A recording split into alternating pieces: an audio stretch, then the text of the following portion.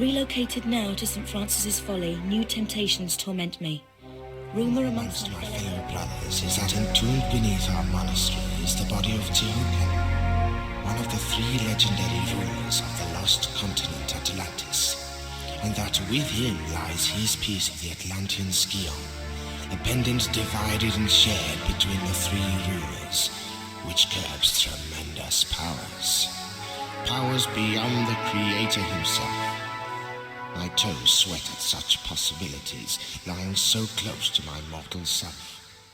Each night, I beat myself rid of these fantasies, but it is indeed a test. Pierre, you litterbug.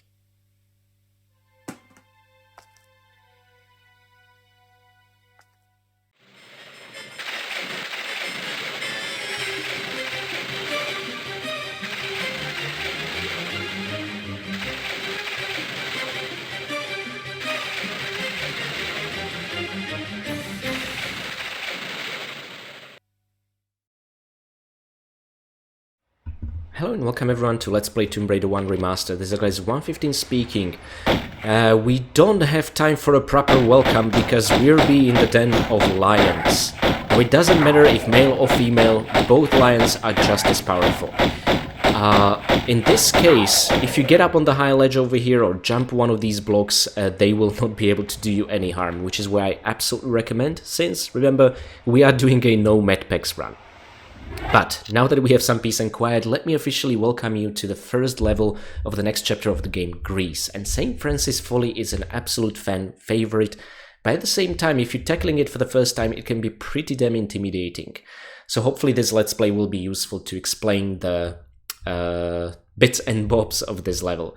There are some breakaway tiles here, but what's really more important is that we are going to find all 4 secrets, all 19 pickups, and land 23 kills. Even though technically there is one enemy we are going to encounter twice, but be awarded no kills for chasing him away.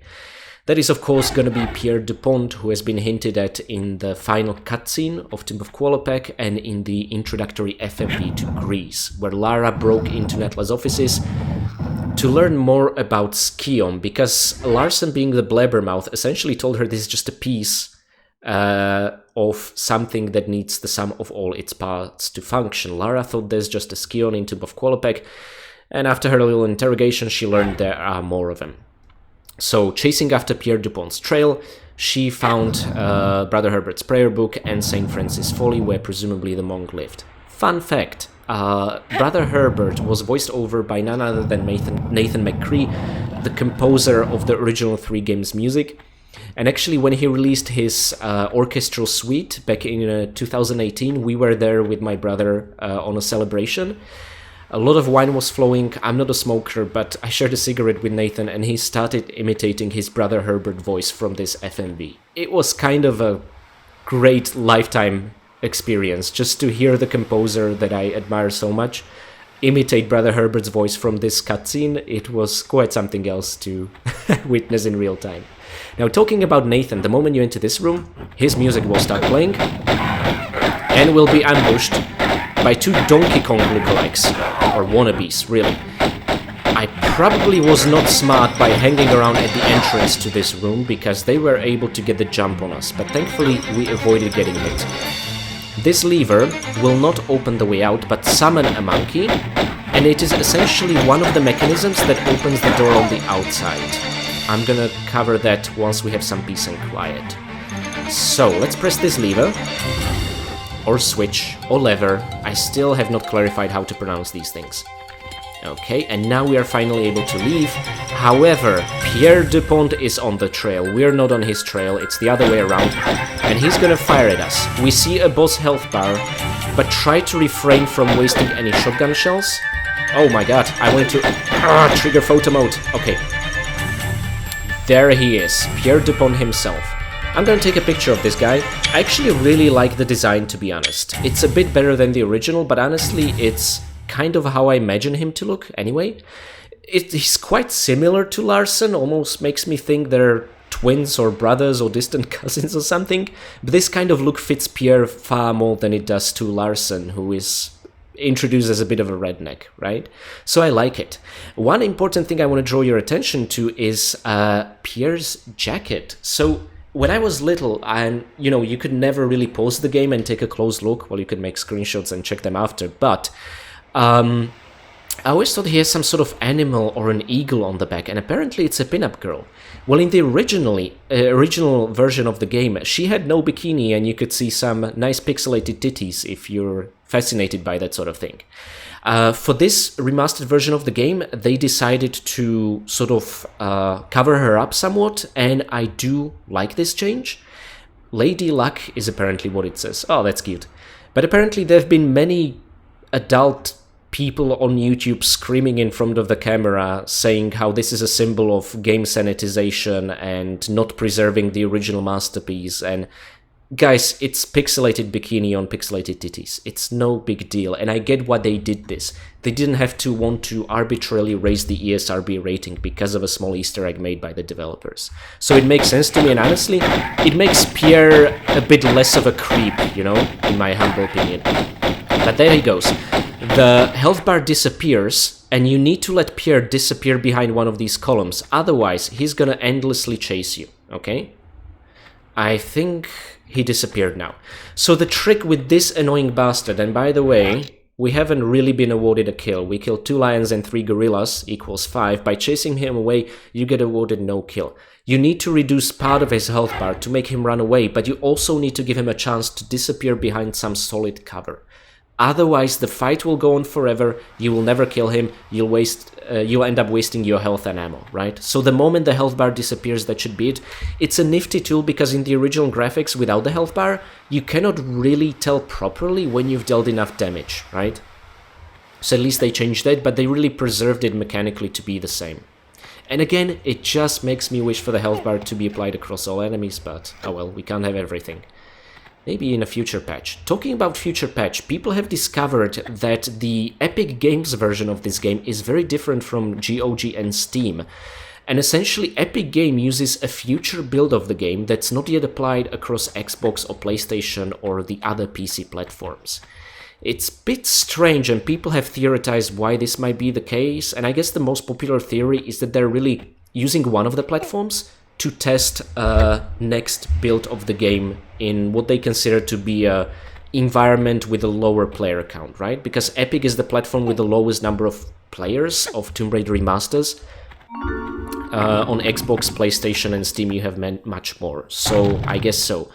But there are some levels, especially starting with the 3rd level of Greece chapter, which look way better on Epic Games version of the game, so I'm kind of hoping the patch will get implemented by the time we reach it. Or I might be tempted to get the Epic Games version of the game as well to record it there, but I kind of don't want to change the version of the game in middle of an LP, if you know what I mean. Anywho, what we essentially collected whilst I was rambling about the version differences was the first secret of the level. I have demonstrated what I consider to be the easiest way of getting it, to make a diagonal side flip onto that platform. That should reliably work. If it will not, just try to change the custom angle somewhat when making the side flip, but it's the easiest way I found. And we have also broken one of the breakaway tiles just to essentially prime the After Us the Deluge achievement, where we need to break all of them in the entire game. Talking about secrets, they really are clustered closely together. Make sure you start sliding facing your back. And as we're approaching the end, start holding the action key so that Lara will grab this ledge. Now, usual rule of thumb is whenever you're using these slides is to climb up and immediately hold the jump key to make it to a ledge behind you. In this case, we're gonna climb up, but let Lara fall first and now start holding the jump key. And I'm gonna use this opportunity to shoot a crocodile that's swimming here. If he'll want to rear his ugly head, not so much. But essentially this is a reliable way I know of that you can very easily reach this secret, okay? I would really love to get rid of the crocodile over here, but we might not be able to land all the shots, but that's fine, we're gonna get another opportunity.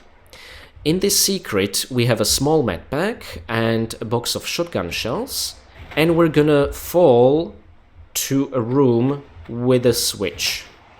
so we can drain the water, kill the crocodile, and be on our merry way. However, there's another secret here, and I do recommend you try to get it from this side, because of a water current fighting against you. Okay, there it is. Don't mind the painting you see, okay? For some reason, this is a known bug that's been reported to Aspir and Saber. There are paintings from Croft Manor in here, which I just find funny. And yeah, rather than there being an ordinary water texture. Oh no, the crocodile still lives. I don't want to get bitten by you. We need to preserve our health for the trials and tribulations up ahead. But he should be dead at any second. Now, so quickly and early in the level we have 3 out of 4 secrets, and the 4th secret is not really far away. Well, it depends in which order you decide to tackle things, but this will be essentially mine. Try to make a backflip to put as much distance between you and the crocodile as you can, and you should get him before he has a chance to really approach you.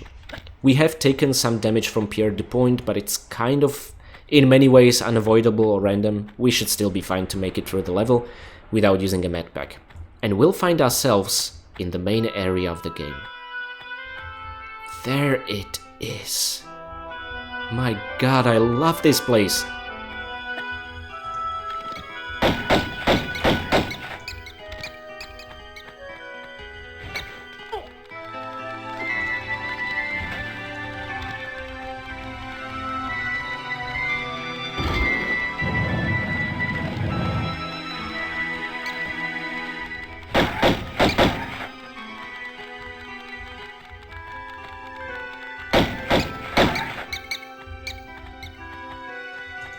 Okay, I didn't want to talk through most of this beautiful theme, but essentially what I've showed you is a fairly optimal way of getting rid of as many bats as possible. There are 14 of these guys in these rooms and essentially across the entirety of this level.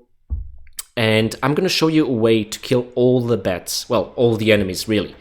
But what you need to keep in mind is that a lot of them do not really trigger quite intuitively, and the thing is, you will sometimes even be able to spot them on the map, but they'll just be hanging upside down and they will really not go after Lara, okay? So you need to step on specific tiles to properly waken them up.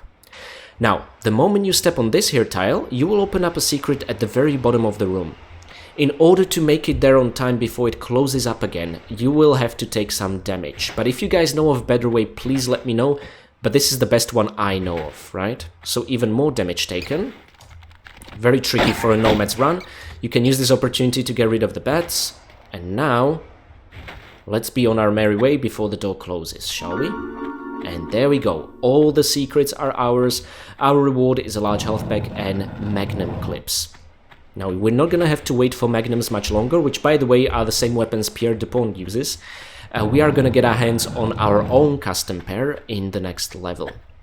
But for now I'm still using pistols, but the moment we get our hands on the magnums, I'm gonna start what I like to call a no pistols challenge.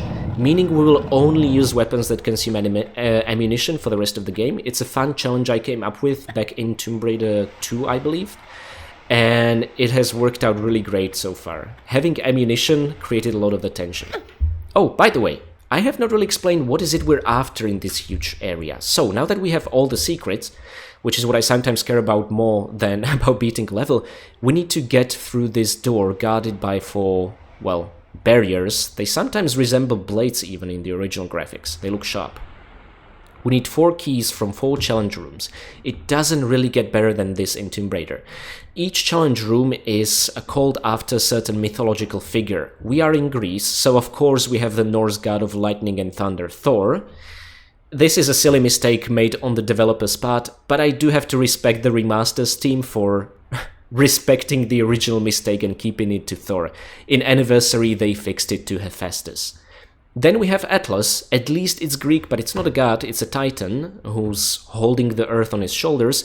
And also Neptune, which actually is a Roman god of water, right? It should be Poseidon, as was the case when they fixed it in Anniversary. And then there's Damocles, which is an odd one. Damocles has been a king who had a jester who warned him about a looming threat above his head in the form of a literal sword above his above his throne.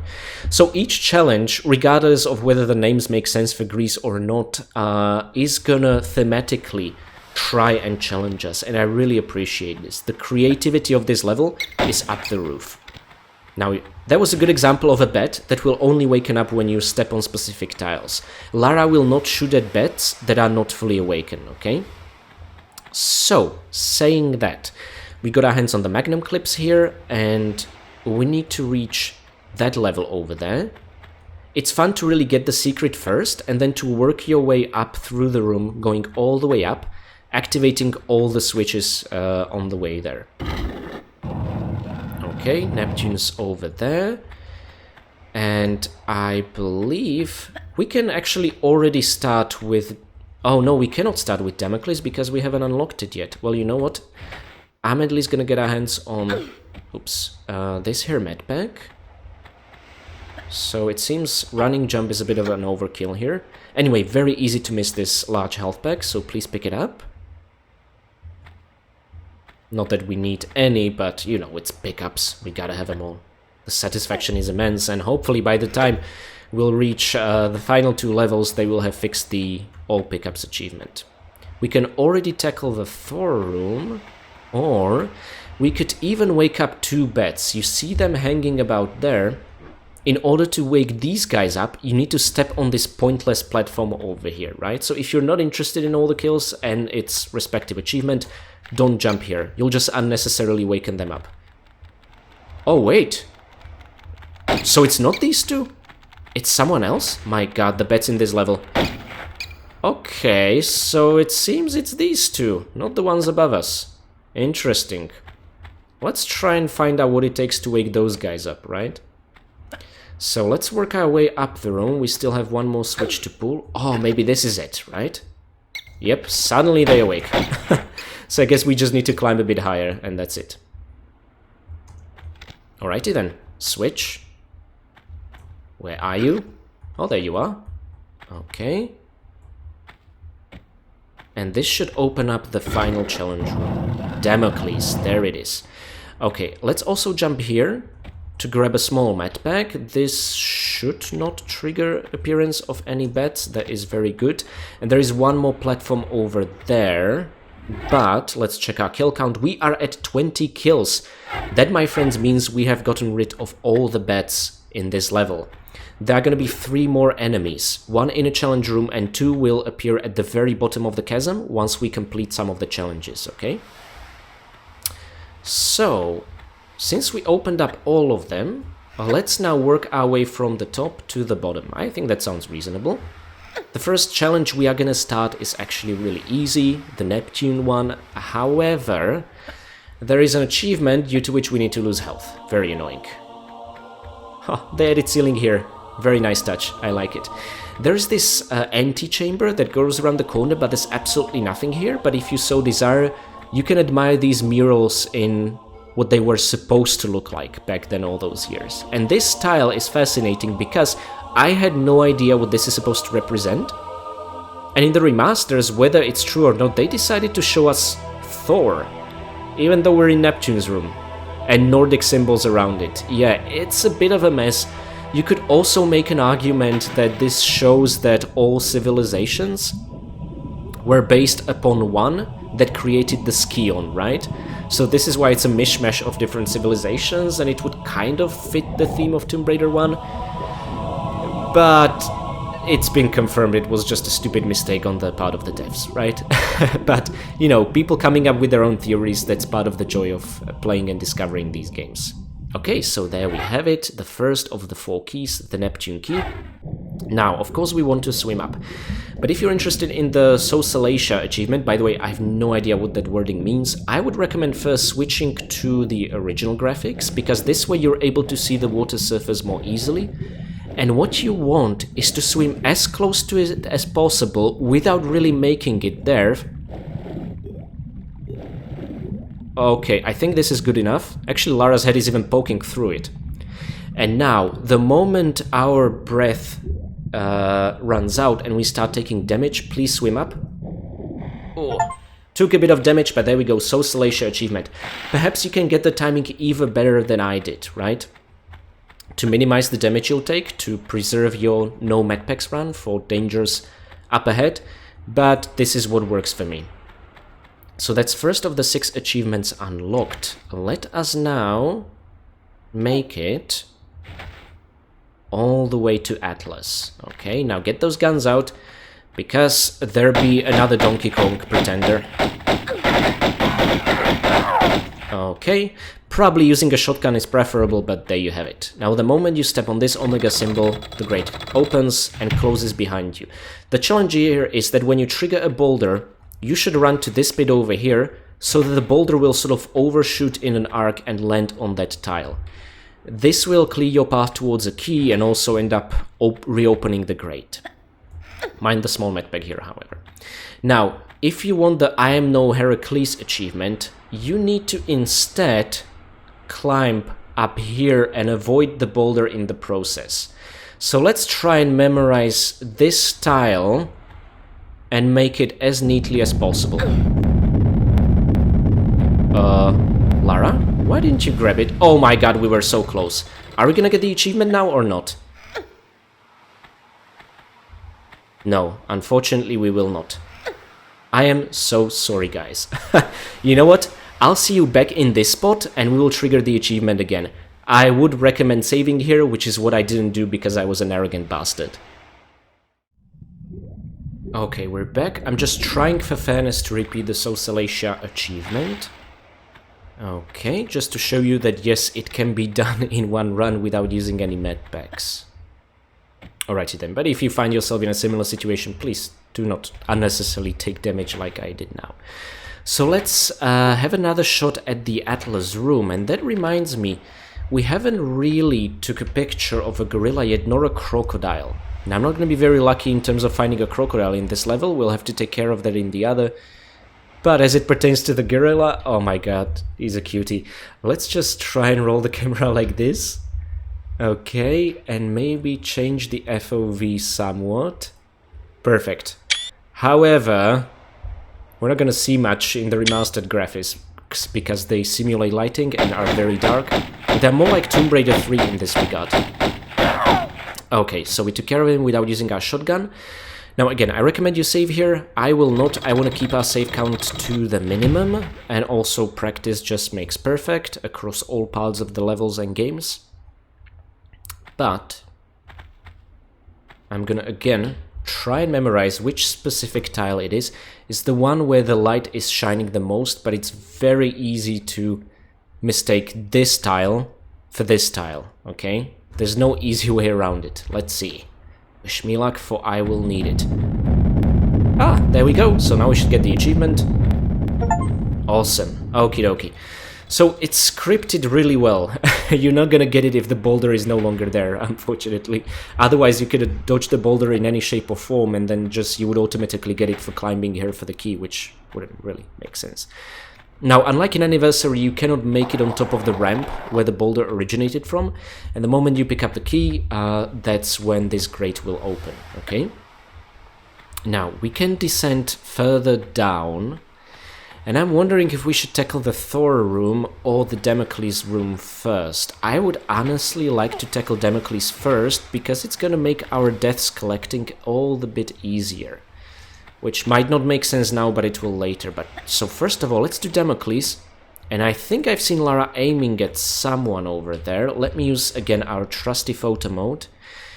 Ah, 2 lions. See, we haven't really taken any pictures of lions either yet.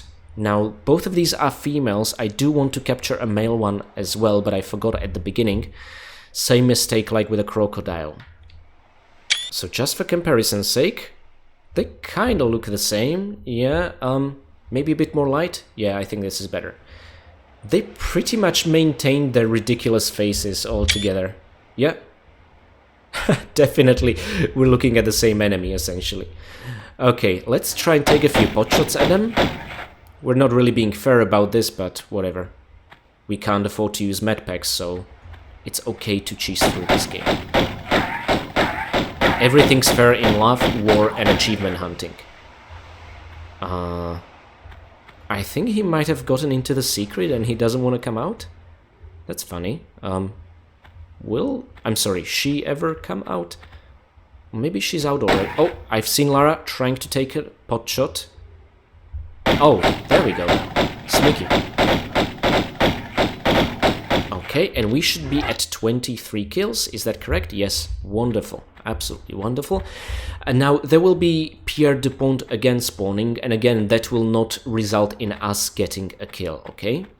Now before we enter the room of Damocles, I would like to make a save here. You know what? I'm gonna do it here, because this is gonna be a special save for collecting this level specific deaths. It's not really gonna be the same as St. Francis Folly end save, okay? It will make sense a bit later on. So true to the myth about Damocles, there are swords hanging everywhere. I mean, they've taken it up to 11. There are, you know what, possibly even 11 swords here. They will all trigger and be very likely to fall on top of Lara the moment we pick up that key. First of all, take a note of these goodies here. Not a secret, but, you know, kind of neatly hidden away. Alrighty then, and now for the key. There we go. In Anniversary, they made this way more dramatic, with an invisible rope being triggered the moment Lara enters the room. Here it's a bit more sneaky. And unfortunately, in the remastered graphics, you cannot see the sword's shadows too well. In the original, which is what I recommend using here, you can see these shadows under them. It makes it easier to dodge them, right? However, see the shadow over there? Now it disappeared. Now it appeared. Now it disappeared. Now it appeared. I don't know why this happens sometimes. Anyway, I'm gonna do my best to do this in the remastered graphics and not let us get hit by a single sword. If we get hit by one, that is still okay because it's a parameter for a different achievement. There is one for not getting hit by any of them, and there's one for getting hit by just one of them.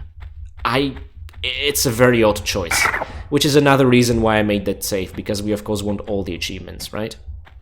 And just to be safe, I made it before even entering this room, because I'm not sure what the exact achievement triggers of the scripts are, okay? Now, the swords can absolutely fall into these columns, and I would recommend using that... Oh my god, that was close, didn't see you there. As a strategy. Getting up on a step and then tapping backwards seems to work fine. It's not guaranteed to work 100%, but most of the time it does. Oh, we can even roll out of danger like that, okay? Whoa, too close to comfort? Okay, when you hear that satisfying sound, you know, and didn't take damage, you know you've successfully triggered a sword without it hitting you. I think there's two more in here. Okay. Okay. You know what? I think this path might be our best shot. I think there are 3 more or something like that. 1, 2 that I can see. Oh, and third one in this column. Okay, sure. Ah, no, there's 3 more yet. God damn it! Ah, we were so close to making it out. Well, at least we collected a unique death. So I'll see you guys back at the beginning of this challenge. Okay, serves me right for not using the original graphics, which makes this whole challenge much easier. Well, anyway, I am determined to make it. We got hit by 1 sword right at the beginning. Let's see if we can make it out of the room and unlock Damocles' Wisdom achievement at least. That would be very nice. Okay. I was really surprised there. I did not expect it to kill us. I thought it's just gonna deal damage or something along those lines, but not outright kill us. Okay. And you know what? I don't think we need to trigger all the swords for Damocles' Wisdom achievement. I mean, we can, but we don't have to. I guess as long as we make it out of here alive, but honestly, it's safer to just trigger all of them and not get killed, but... Oh boy. Okay, and the achievement should pop up now. There we go, Dionysus' Wisdom. Oh, so it's Dionysus' Wisdom, not Damocles? Why? What does Dionysus have to do with it? Well, anyway, it's fine because it's Greek. And now, we're gonna try and attempt the trickier achievement, and that is to pretty much defuse all of these swords and not get hit by a single one. Okay, now that we picked up the key, all hell will break loose. So let's trigger the first one whilst hugging the wall. That I always find to be the safest way of doing it. And remember, rolling is the ultimate defensive maneuver. Okay, and let's get on this step and immediately hop back. That's how we trigger a lot of these. And if you can trigger a pair with one movement, all the better. Something fell somewhere, I don't even know where or what. But there you have it. Okay. A few more steps like this and we're golden. Whoa! No, you're not gonna get us like that. Oof. Okay, you kind of almost did. So, I'm interested to see what will happen around the corner here, because this is where the truly invisible ones are. This is where the original sword killed us outright. Whoa, no, okay. Let's do a circle like this. Nothing. Oof. Whoa, 2 of them. Okay, okay. I think there's 2 more swords to defuse or something like that. Remember, we want to do it before we even leave this room, so as not to mess up the achievement trigger. Now, if there's just a single sword hiding somewhere, but there really shouldn't. Let's see it, please. Ah, thank goodness. Exaggerated threat. Now, we are not safe yet, because Pierre Dupont should be here if I'm not mistaken. Again, you know what? The best way we can check is using photo mode, our trusty tool. If Pierre isn't here, we're good. If he is here, we might be screwed when it comes to health. Okay, I don't see anything yet, which is truly wonderful. So how about we go up here for the final challenge, the one labeled most incorrectly, Thor. So for this one, I would absolutely recommend you save, because there is a certain element of randomness involved here. There are 2 achievements we're interested in. We do not want to get hit by this disco ball lightning. So the disco ball over here tends to touch these 5 tiles. So you might be thinking, okay, we stay away from them, we're good, right? No! The lightning will follow you anywhere on this tile set, but not the edges, not really. So it's a bit of a strange one. Okay, and we just about made it across. So make sure to do run up of 2 squares and then make a jump. You should be safe reliably like this. But it's not over yet, we need to make our way back once we conclude our business in this here room. First of all, let's summon a block and make sure it falls on top of Lara. There we go, and Thor's Mercy unlocked. It's the same principle like corner glitching. When the game cannot really compute where Lara is, it will spawn her vertically above the illegal position, right? And that's essentially what happens. I remember wondering about what would happen in my original Let's Play, and I'm glad that the mystery is resolved. And we even get to experience it and be awarded an achievement for that. Okay, and all you need to do really is to push it forward twice. Neither the block here or on the ground floor, you need to push all the way next to a wall. You can make a running grabbing jump fine even from a bigger distance, saving up on your overall time, okay? Especially important to keep in mind when doing the time trial achievement. Which, by the way, I managed to pull off on my PS4. I managed to beat the entire game, pistols only, in roughly 3.5 hours. So 5 hours is really quite generous. And I'm thinking I'm gonna make a separate video, an absolute marathon just for that, to show you how it can be done.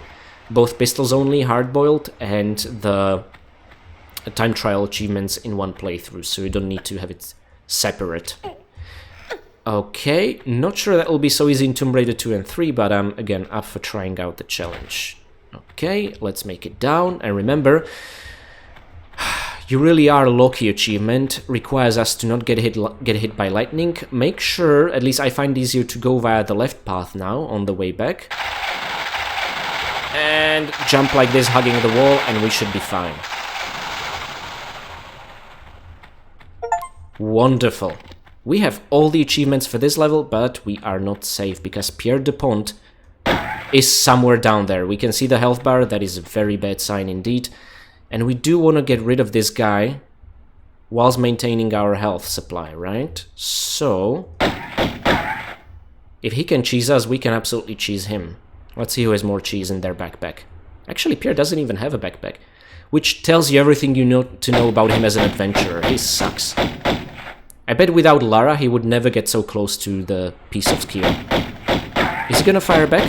But our accuracy is a bit better, which is not saying much, given how inaccurate Lara is with her pistols from distance. I mean, they're 9mm, what can you expect? You know what, I feel good when it comes to our health. Maybe we could even... Oh my god, that was pretty dumb. I lost a huge chunk of our health, but thankfully as we were falling, we dealt the final few bullets of damage to Pierre to really make him disappear. And he also happened to have been next to cover, so he disappeared quickly after that. Awesome. Now, one important thing, in the original game, you sort of had to match the correct key to correct keyhole. And if you watch my Tomb Raider 4 Let's Play, you will probably remember me complaining about how the game does that automatically. Well, in the remasters, this is done automatically for some reason. So the inventory will automatically suggest the correct key, which I really feel just takes away the puzzle element. I'm not a fan of this change. If some of you are perhaps have some scale of color blindness or something like that, then I understand this will be a godsend. But for the rest of us, it was fun to figure out the correct color with the correct key, you know? But anyway, it's just a minor gripe. And then the final one, the Neptune key. Okay, so this level was a bit of a beast, but we should be golden now. Let's check the statistics screen. So my friends, this was St. Francis Folly. We have found all 4 secrets, all 19 pickups, all 23 kills. And okay, we have broken this level's one and only breakaway tile, but it still counts towards the After Us the Deluge achievement. We have managed to avoid using a medpack, even despite my huge blunder of the final jump, as I was trying to approach and ambush Pierre. And yeah, essentially we have unlocked all 6 achievements. Please stick around in case you're interested in us collecting all the deaths. I'm sure you will find that entertaining. And if you're not, then I will see you next time in the Colosseum level. But let me just make a save here. There we go. Oh, and I just realized we're going to see the final stat screen again. So what was the point of me guiding us through the compass screen? Just artificially extending time. My apologies for that. Anyway, I'll see you next time. Okay, here we are back trying to collect deaths. Now, it really shouldn't matter for the lions whether it's a male or female. It will count as one just the same, okay? Well, that was very quick and underwhelming, but a good opportunity to take a picture of the male lion in this particular case. There he is, the goofball. Okay, kind of a terrifying goofball, I'm gonna be honest. Okay, so on to the gorilla death.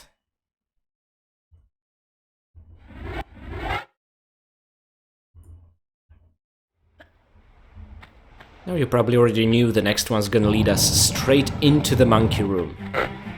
So I guess let's have these primates have their way with us. You know what? Let's lure them to the middle where there's actual light, because I want to take a snapshot of the remastered gorillas under better lighting conditions. And... okay, this is really not good. I mean, the original ones were quite derpy, but...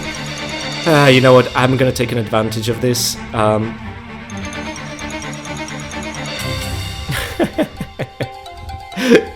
This just has to happen. Okay, we can die happily now. I think the music stops when we die. Ah, I remember correctly. Okay, so this is another one in the back. We have had lions, the gorillas. You can already probably think what the third animal is that we have encountered in this level, and that is indeed the crocodile. So I'll see you there. And here we are approaching this game's very first crocodile. Let's do it a bit differently now, and swan dive there, ignoring the secret altogether. So first things first... oh, this is a good angle actually. Let's maybe roll around like that. I do like the work they put into the crocodiles. They look pretty damn good. Look at the original version. It's like it was made out of boxes. And those eyes are pretty much identical to the nostrils. Yeah, I really prefer what they did here. Let's get eaten by one. That is exciting. Oh boy. I guess it's gonna take a while, isn't it? You know what, Croc? At this rate, we're gonna drown faster than you're gonna eat us up. To be fair, they did do a good job in these games when it comes to the difficulty scaling. That is, enemies dealing ridiculous amounts of damage are kept for later stages of the game, right? Whereas these first ones really want to give you a fighting chance to get hit, get bitten, and be able to not die, but, you know, survive to live the tale. Tell the tale. Saying that, this should be it. So 2 bites per each assault like that. The death animation in water is the same as if Lara would drown, right? It doesn't really matter. So there we go, that's it. But we are now moving on to a couple of way more interesting deaths. Very unique and specific to this level. There are essentially 4 more for us to discover, although one of them we already have. Anyway, I'll let you take a wild guess who's going to be responsible for Lara's death in the next one. There he is, with the remains of Nathan McCree's music still playing. So this is Pierre Dupont, and I should probably stop shooting him if we want to bag a unique death. He looks very happy about the fact he's shooting Lara Croft. She's probably a rival of his, like... Well, Pierre, I'm sorry, but you're not gonna get far holding your guns like that. In the original, they made him hold them almost like a gangster, you know? It's a terrible idea, by the way, to shoot a gun like this, but this is what they did. In the remaster, they're upright, yet I mean, it's awkward, it looks bad, this looks better, it looks intentional, this looks like an accident. Nevertheless, that's it for Pierre's death. And by the way, I said death unique to this level, that's not entirely the case. Not only can you encounter him twice in this level, but also in future Greece levels, okay? So if you miss it, don't worry, you'll have plenty of opportunities in Colosseum, Cistern, or the Tomb of Tihocan itself.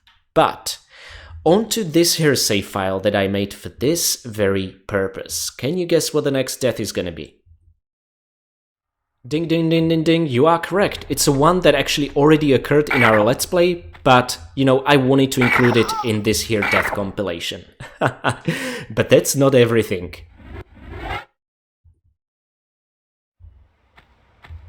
You know what? I reconsidered it. I don't want to tackle the Damocles challenge anymore. How about we try and tackle the Thor one?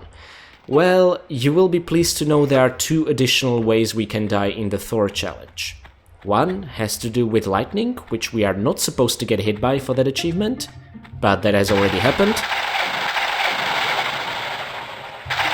I did not expect to survive this. Let's go back. Yeah, unless you use the edges, it is very randomized indeed. Okay, and one more death here. It is quite a spectacle to behold.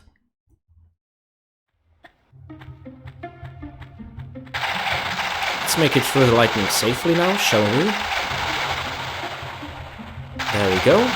And yes, it all involves not making it out of this tile under the huge hammer in time. Let's see it. What a great footnote at the end of this level. And there we go, my friends. That's it. We ranked up our deaths count from 14 all the way to 21 in the first Greek level. We essentially have already discovered 2/3 of the deaths in this game. Well, almost. And yeah, hopefully you found this entertaining. I think this was the best death gauntlet in a level so far. And I will see you next time in the Colosseum level.